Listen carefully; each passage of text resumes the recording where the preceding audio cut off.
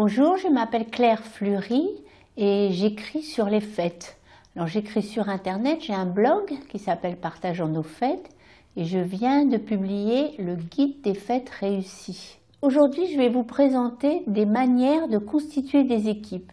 Alors vous avez sans doute remarqué que le monde se divise entre ceux qui adorent jouer et ceux qui détestent les jeux.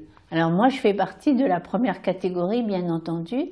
Et si j'organise une fête, j'aime bien faire des jeux et surtout des jeux en équipe, parce que les jeux en équipe, c'est ce qui permet aux personnes de se mettre dans l'ambiance et de faire connaissance entre eux s'ils ne se connaissaient pas auparavant.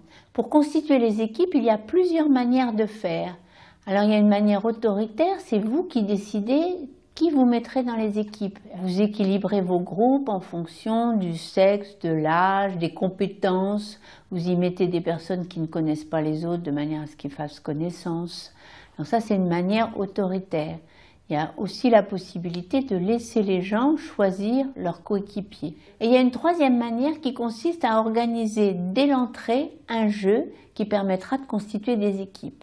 Alors je vais vous proposer quelques jeux parmi lesquels vous pourrez choisir. Alors le premier jeu, ça consiste à constituer les équipes avec des ballons de baudruche. Pour vous donner un exemple, vous avez invité 32 personnes et vous voulez 8 équipes de 4. Vous achetez donc 32 ballons de 4 couleurs différentes. Ensuite, vous gonflez vos ballons, de préférence avec un gonfleur si vos invités sont nombreux.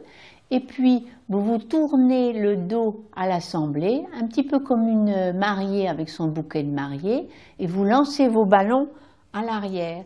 Et donc, les invités ont à ramasser les ballons, et en fonction de la couleur qu'ils auront réussi à attraper, ils seront affectés dans l'équipe bleue, dans l'équipe rouge, dans l'équipe jaune. C'est assez amusant parce que quelquefois les gens ont envie d'être dans l'équipe jaune, donc en fait, ils vont se battre au moment où vous allez lancer votre ballon jaune.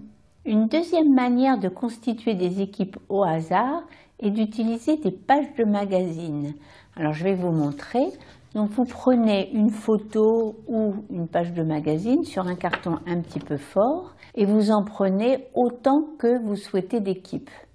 Alors je vous montre comment on fait. En fait, je vais découper des morceaux de puzzle et je vais faire autant de morceaux que de membres de l'équipe. Alors je vous montre comment faire. Donc je découpe et en fait je vais pouvoir mettre toutes ces pages à l'entrée de la salle. Alors par exemple ça me fait un morceau.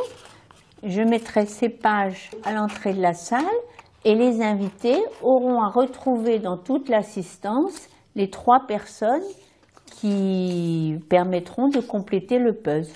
Et puis enfin, une troisième manière de faire, ça consiste à utiliser soit un jeu de cette famille. À ce moment-là, vous distribuez un jeu de cette famille et si je suis la mère tire-bouchon, il faudra que je retrouve le père tire-bouchon, mes parents et mes enfants. Ou alors, si on veut constituer des équipes de 2 personnes, vous faites des petits papiers sur lesquels vous indiquez des couples célèbres ou des expressions qui vont 2 par 2. Alors par exemple, je tire le papier Roméo, il faudra que je trouve dans l'assistance qui a le papier Juliette, ou je tire le papier Ying et je devrais retrouver la personne qui a le papier Yang.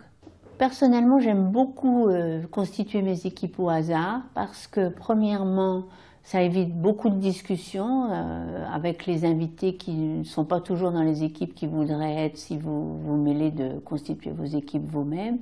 Et puis, je dois vous dire que je suis convaincue que le hasard fait bien les choses.